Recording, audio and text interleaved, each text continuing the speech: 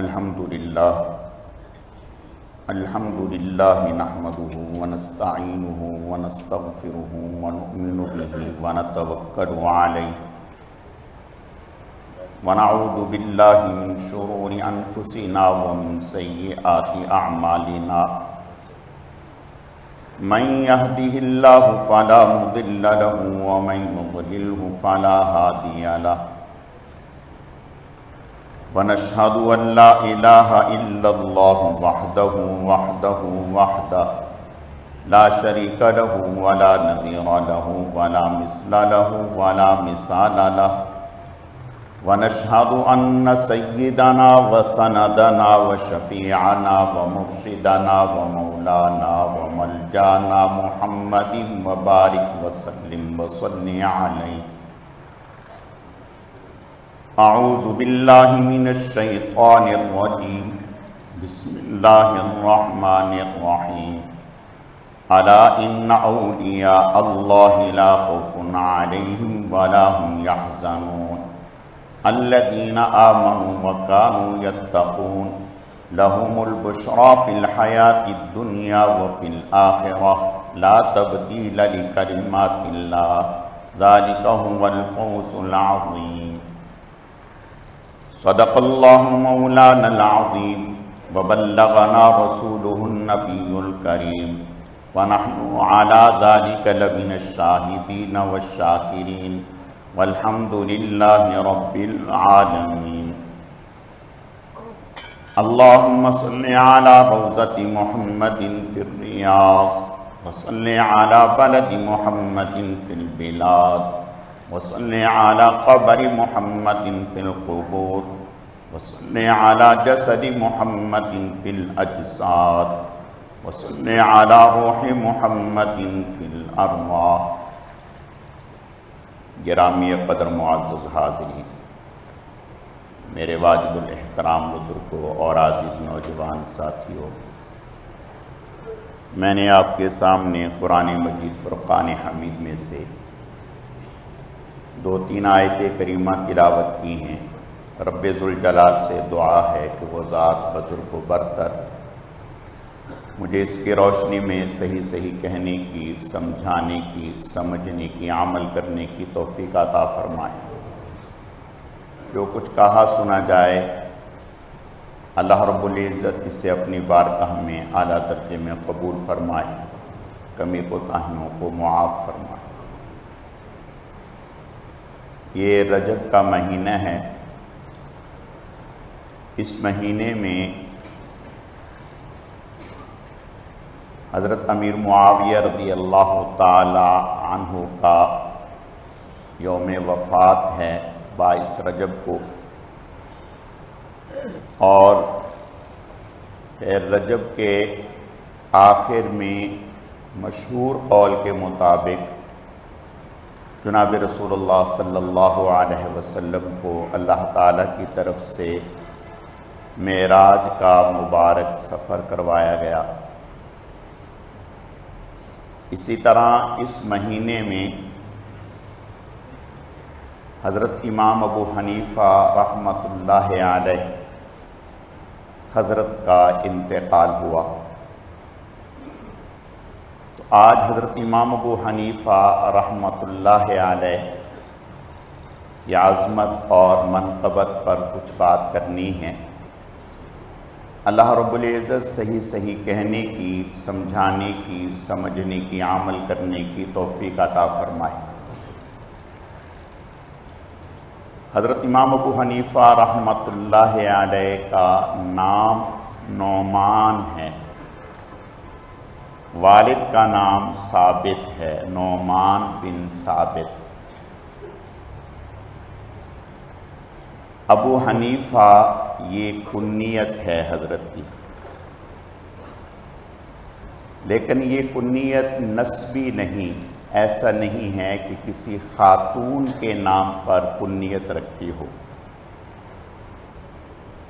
جیسے سیدنا صدیق اکبر رضی اللہ تعالیٰ عنہ، ان کا نام تھا عبداللہ. ابو بکر ان کی کنیت تھی، ابو بکر یعنی بکر ان کے بیٹے میں سے کسی بیٹے کا نام نہیں تھا، لیکن کنیت ان کی ابو بکر تھی۔ سیدنا حضرت ابو ہریرہ رضی اللہ تعالیٰ عنہ، ان کا نام تھا عبد الرحمن بن سخر رضی اللہ تعالیٰ عنہ، کنیت ان کی ابو ہریرہ ہو گئی،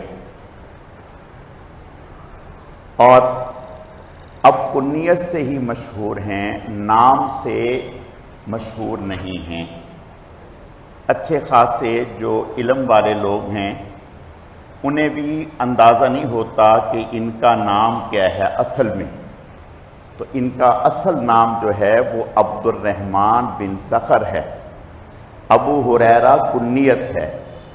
سیدنا صدیق اکبر رضی اللہ تعالیٰ عنہ کا نام عبداللہ بن عامر ہے، اور کنیت ابو بکر ہے۔ تو حضرت امام ابو حنیفہ رحمۃ اللہ علیہ کا جو اصل نام ہے وہ نعمان بن ثابت ہے، اور ابو حنیفہ یہ کنیت ہے دین حنیف کی طرف نسبت کرتے ہوئے۔ حضرت امام ابو حنیفہ رحمۃ اللہ علیہ 80 ہجری میں پیدا ہوئے۔ ایک قول یہ ہے کہ آپ 61 ہجری میں پیدا ہوئے، ایک قول یہ ہے 71 ہجری میں، لیکن راجح قول یہ ہے کہ آپ 80 ہجری میں پیدا ہوئے، یعنی حضور صلی اللہ علیہ وسلم کی رحلت کے 80 سال بعد یہ روئے زمین پر دنیا میں تشریف لائے، اور وہ زمانہ جب آپ کی پیدائش ہوئی ہے، آپ پیدا ہوئے ہیں، وہ بہترین زمانہ ہے۔ حضور نے فرمایا خیر القرون قرنی، سب سے بہترین زمانہ میرا زمانہ ہے، ثم الذین یلونہم ثم الذین یلونہم، فرمایا پھر میرے زمانے سے جو ملا ہوا زمانہ ہے وہ بہترین ہے، پھر اس کے ساتھ جو ملا ہوا زمانہ ہے وہ بہترین ہے۔ تو گویا حضرت امام ابو حنیفہ رحمۃ اللہ علیہ جو نعمان بن ثابت ہیں، آپ صحابہ کرام کے زمانے میں پیدا ہوئے، اور صحابہ کرام رضوان اللہ علیہم اجمعین، ایک روایت میں 7 صحابہ کرام، ایک میں 10 صحابہ کرام، ایک روایت میں 14 صحابہ کرام رضوان اللہ علیہم اجمعین کی حضرت امام ابو حنیفہ رحمۃ اللہ علیہ نے زیارت بھی کی ہے، اور ان کے ملفوظات بھی محفوظ کیے ہیں، ان کی احادیث بھی نقل کی ہیں۔ اس سے بڑی خوش نصیبی کیا ہوگی کہ حضور صلی اللہ علیہ وسلم کی جن لوگوں نے حضور کی زیارت کی ہے، حضور کو ایمان کی حالت میں دیکھا ہے، ان لوگوں کی زیارت کرنے والوں میں حضرت امام ابو حنیفہ رحمۃ اللہ علیہ کا شمار ہے۔ اور آپ صلی اللہ علیہ وسلم نے ارشاد فرمایا کہ ایک وقت ایسا آئے گا کہ لوگ جہاد کریں گے، فتح نہیں ہوگی، تو لوگ کہیں گے کہ آپ میں کوئی ایسا شخص ہے جس نے حضور کو دیکھا ہو، تو ڈھونڈیں گے۔ فرمایا کوئی ایک میرا صحابی انہیں ملے گا، ان سے کہیں گے کہ آپ نے حضور کی زیارت کی ہے تو آپ ہم سب سے اعلیٰ و افضل ہیں، آپ دعا کریں، آپ کی دعا کی برکت سے اللہ ہمیں فتح عطا کر دیں گے۔ تو آپ نے ارشاد فرمایا وہ میرا صحابی دعا کرے گا، اس کی دعا کی برکت سے اللہ تعالیٰ ایمان والوں کو جہاد میں فتح عطا کر دیں گے۔ فرمایا کہ پھر آگے چل کر ایک وقت پھر آئے گا، پھر فتح نہیں ہو رہی ہوگی، پھر لوگ کہیں گے کہ آپ میں کوئی ایسا شخص ہے جس نے حضور کے صحابی کو دیکھا ہو، تو فرمایا تابی، جس نے حضور کے صحابی کو دیکھا ہوتا ہے اس کو تابی کہتے ہیں۔ تو امام ابو حنیفہ رحمۃ اللہ علیہ تابی تھے، تو فرمایا کہ پھر تابی کو ڈھونڈیں گے۔ فرمایا ایک تابی ملے گا جس نے صحابی کو دیکھا ہوگا، اس سے درخواست کریں گے کہ آپ دعا کریں۔ جب وہ اللہ کی بارگاہ میں دعا کرے گا، اللہ اس کی دعا کی برکت سے ایمان والوں کو فتح عطا فرما دیں گے۔ اس سے پتہ چلا کہ صحابہ، حضور اور تابعین، تبع تابعین، ان کا زمانہ اور ان کا وقت کتنا مبارک ہے۔ تو حضرت امام ابو حنیفہ رحمۃ اللہ علیہ 80 ہجری میں پیدا ہوئے اور اپنے والد کے ساتھ مختلف صحابہ کرام رضوان اللہ علیہم اجمعین کی خدمت میں گئے اور ان کی زیارت کی، ان سے ملاقات کی۔ حضرت امام ابو حنیفہ رحمۃ اللہ علیہ نے 4000 بڑے بڑے اساتذہ سے علم حاصل کیا تھا، اور حضرت امام ابو حنیفہ رحمۃ اللہ علیہ اپنے وقت کے علمی اعتبار سے مایہ ناز تھے، حافظ الحدیث تھے۔ حافظ الحدیث اسے کہتے ہیں جس سے لاکھوں احادیث زبانی یاد ہوں۔ حضرت امام ابو حنیفہ رحمۃ اللہ علیہ ان لوگوں میں سے تھے۔ اور حضرت امام بخاری رحمۃ اللہ علیہ، جن کا ہم نام سنتے ہیں، حضرت امام ابو حنیفہ کے شاگرد عبداللہ ابن مبارک رحمۃ اللہ علیہ امام بخاری کے استاد ہیں۔ یعنی امام بخاری رحمۃ اللہ علیہ حضرت امام ابو حنیفہ رحمۃ اللہ علیہ کے شاگرد ہیں۔ اور امام بخاری کے صرف یہی ایک استاد نہیں، اور بھی کئی سارے استاد ایسے ہیں جو امام ابو حنیفہ رحمۃ اللہ علیہ کے شاگرد ہیں اور امام بخاری کے استاد ہیں۔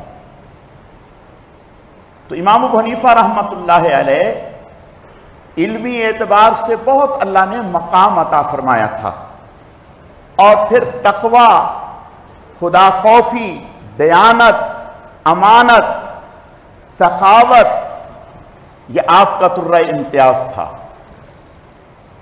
دین کا کام کرنے میں کسی سے وظیفہ نہیں لیتے تھے، بلکہ لوگوں کو وظائف دیتے تھے، اور خود کپڑے کی تجارت تھی، اس تجارت سے اپنے گھر کا گزر بسر ہوتا تھا۔ ایک دفعہ ایک تاجر نے، یعنی جو حضرت کے کارندہ تھے، کام کرنے والے تھے، انہوں نے ایک کپڑا جس کی قیمت 600 تھی، 600، یعنی حضرت نے فرمایا تھا کہ بھی اتنے میں بیچنا ہے، ایک مناسب نفع رکھ کر۔ اس نے 1.5 ہوشیاری کی، اس نے 1000 میں بیچ دیا، 1000 میں بیچ دیا، اور حضرت کو آ کر کے خوشی خوشی بتایا کہ میں نے 1000 میں بیچ دیا۔ حضرت نے فرمایا ہو، یہ تو آپ نے زیادتی کی۔ خود نکلے، اس آدمی کو ڈھونڈا، اور ڈھونڈ کر اس کو 400 روپے واپس کر دیے۔ فرمایا کہ یہ 600 کا کپڑا ہے جو اس نے آپ کو 1000 میں دے دیا۔ ایک صاحب حضرت کے پاس آئے اور آ کر کے فرمانے لگے کہ یہ میں کپڑا بیچنا چاہتا ہوں، تو اور کہا کہ آپ مجھ سے 400 میں لے لیجئے۔ حضرت نے فرمایا کہ یہ تو اس سے زیادہ قیمت کیا ہے؟ کہا اچھا، بعض لوگ ہوتے ہیں نہیں پہچان رکھتے۔ حضرت نے فرمایا اس سے زیادہ قیمت کیا ہے؟ کہنے لگا تو پھر 500 میں آپ مجھ سے خرید لیں۔ حضرت نے فرمایا اس سے بھی زیادہ کیا ہے؟ کہا تو 600 میں خرید لیں۔ حضرت نے فرمایا اس سے بھی زیادہ کیا ہے؟ غرض یہ کہ 1000 سے اوپر پیسے دے کر کے حضرت نے اس سے کپڑا خریدا۔ بات سمجھ میں آ رہی؟ کوئی ہے آج کل ایسا؟ ڈھونڈیں ذرا۔ زیادہ پیسے دیے اس کو، فرمایا کہ تو اس کی قیمت کو نہیں جانتا، میں سمجھتا ہوں، لہذا اس کے کپڑے کی قیمت یہ ہے، جتنی قیمت تھی اتنی دیے۔ किसी ने हजरत से उधार ले लिया। एक दफा उधार ले लिया, हजरत निकले बाजार में तो उसने, वो भी उधर से आया, उसने सामने से देख लिया हजरत को, उधार लिया हुआ था वापस नहीं किया। अब उसने साइड पकड़ ली, साइड पकड़ ली कि कहीं मुझसे कर्ज का ना पूछ लें। हजरत समझ गए, हजरत तेज कदमों से आगे बढ़े और उसके कंधे पे हाथ रख के कहने लगे कि मियां, ये पैसों की वजह से दोस्ती खत्म नहीं होती, पैसों की वजह से ताल्लुक खत्म नहीं होता। ये पैसे तो आपके लिए हदिये हैं, ये तो हमने आपको माफ कर दिए, ये तो आपका हदिये है। हमारी दोस्ती, हमारा ताल्लुक अपनी जगह बरकरार है। हजरत के पड़ोस में एक शख्स रहता था, मोची का काम करता था, ये जूते गांठने वाला। शराब पीता और रात को ऑल फॉल जो कुछ उसके मुंह में आता कहता। हजरत उसके पड़ोस में थे, कभी उससे शिकवा नहीं किया, शिकवा नहीं किया कि भाई तुम हमें सोने नहीं देते, कभी शिकवा नहीं किया। एक दिन रात को आवाज नहीं आई तो फरमाया कि आज हमारे पड़ोसी की आवाज नहीं आई, खैर तो है। जब सुबह पता किया तो पता चला कि रात उसको किसी ने पुलिस में शिकायत कर दी, पुलिस उसको पकड़ के ले गई, पुलिस पकड़ के ले गई। हजरत इमाम अबू हनीफा रहमतुल्लाह अलैह पुलिस के पास गए, फरमाया कि ये मेरा पड़ोसी है, मेरा हक है, अगर इसके ऊपर कोई तकलीफ हो मेरा हक है मैं इसकी मुआमलत करूं, मैं आपसे दरख्वास्त करता हूं कि आप इसे छोड़। उन्होंने हज़रत इमाम अबू हनीफा रहमतुल्लाह अलैह की सिफारिश पर उसको छोड़ दिया। बस उस शख्स ने उसके बाद सच्ची तौबा कर ली और फिर हजरत की मजलिस में आने लगा। फिर अल्लाह पाक ने ऐसा इल्मी मकाम अता किया जिसकी मिसाल नहीं है। हज़रत इमाम अबू हनीफा रहमतुल्लाह अलैह अल्लाह पाक ने बहुत मकाम अता किया था।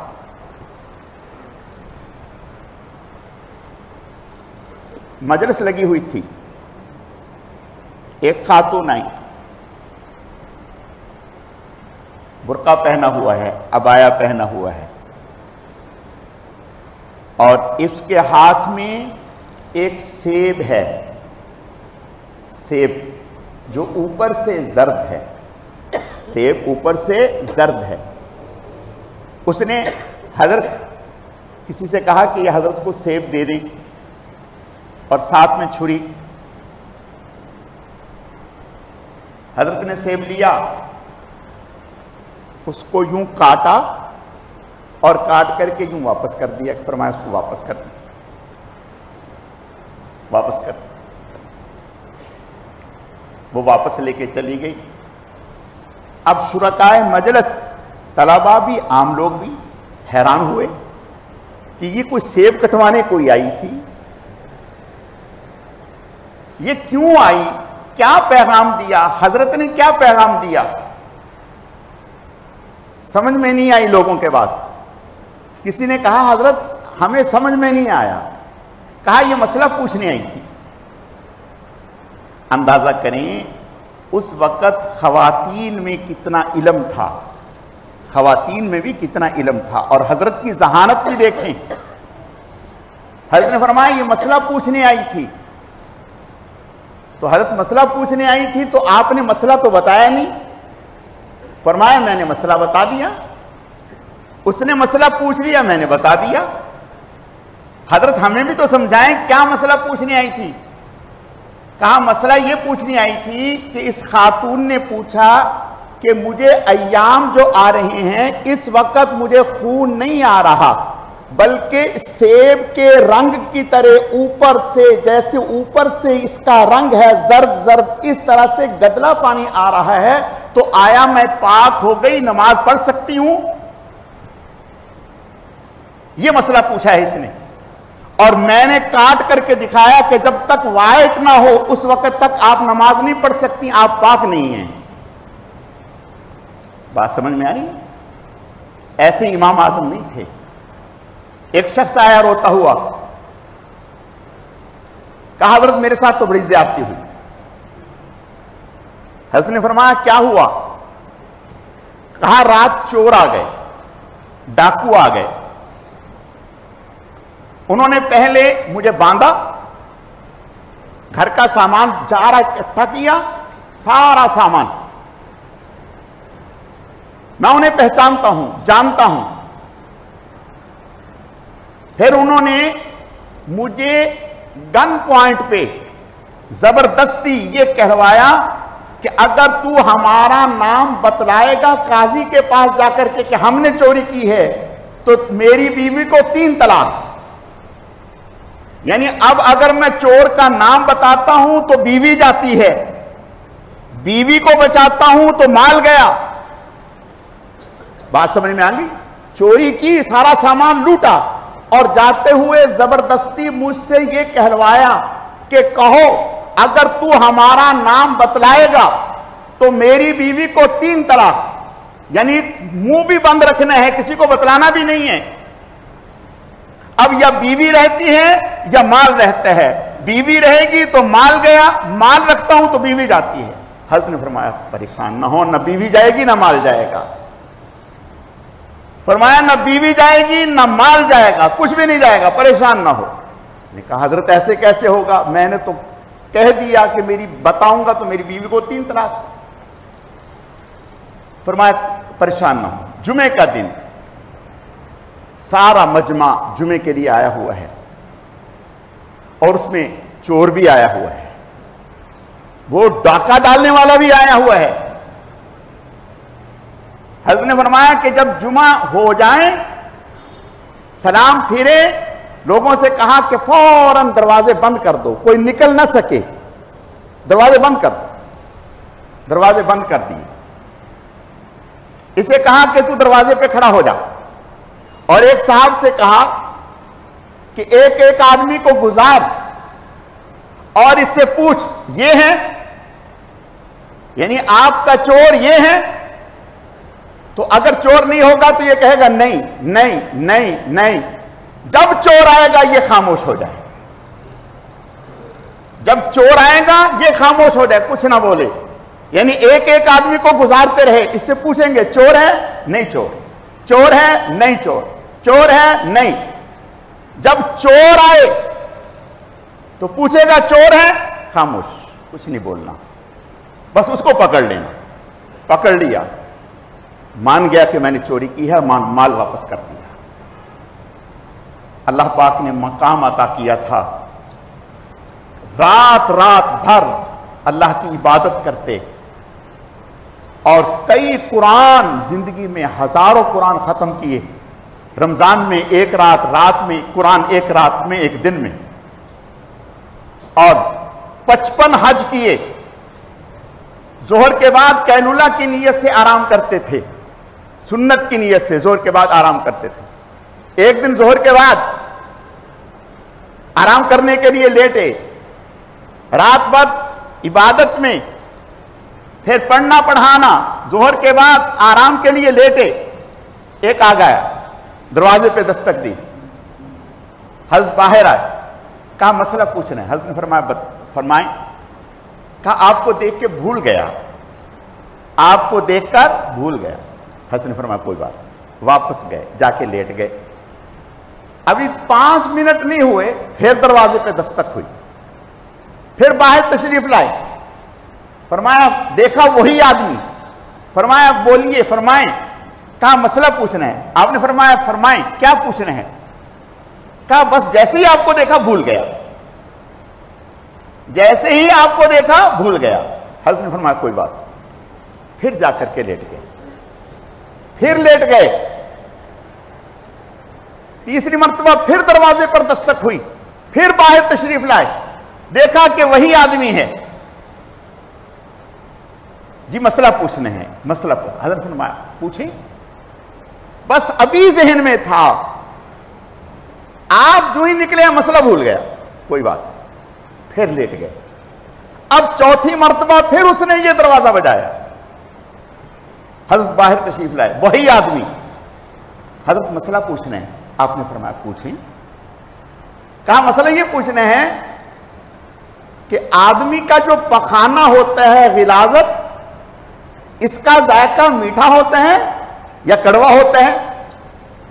اب آپ بتائیں کہ ایک آدمی آرام کے لیے اتنی مرتبہ جائے اور وہ حرکت یہ کرے تو اس موقع پر اس کو مسئلہ بتانا چاہیے تھا، یہ تھپڑ لگانا چاہیے تھا کہ ایسا کون سا مسئلہ ہے کہ جس کے بغیر تیرا ابھی گزارا نہیں ہے؟ حضرت نے فرمایا اگر تازہ ہو تو ذائقہ میٹھا ہوتا ہے، اور اگر خشک ہو جائے، سوکھ جائے تو ذائقہ کڑوا ہوتا ہے۔ کہنے لگا کھا کے دیکھا ہے؟ سمجھنے؟ کہنے لگا کھا کے دیکھا ہے؟ حضرت نے فرمایا نیک آدمی ہر چیز کھا کے نہیں، بغیر کھا کے بھی پتہ چل جاتی ہے۔ جب تازہ ہوتا ہے تو مکھیاں بیٹھتی ہیں اوپر، اور مکھی میٹھی چیز پر بیٹھتی ہے، اور جب سوکھ جاتا ہے تو اس کے اوپر مکھی نہیں بیٹھتی۔ جب اس نے یہ سنا پاؤں میں گر گیا، کہا آپ مجھے معاف کر دیں، اگر آپ نے مجھے معاف نہ کیا تو میری ہلاکت میں کوئی شک نہیں ہوگا، میں صرف آپ کی پرکھ اور امتحان کے لیے آیا تھا کہ آپ کو جو امام اعظم ابو حنیفہ کہا جاتا ہے، کیا آپ کا ظرف اور آپ کا مقام بھی ایسا ہے؟ تو اللہ کی قسم ایسا ہی پایا جیسے آپ کے بارے میں سنا تھا۔ اللہ تعالی ہمیں اپنے بڑوں کی قدر دانی کی توفیق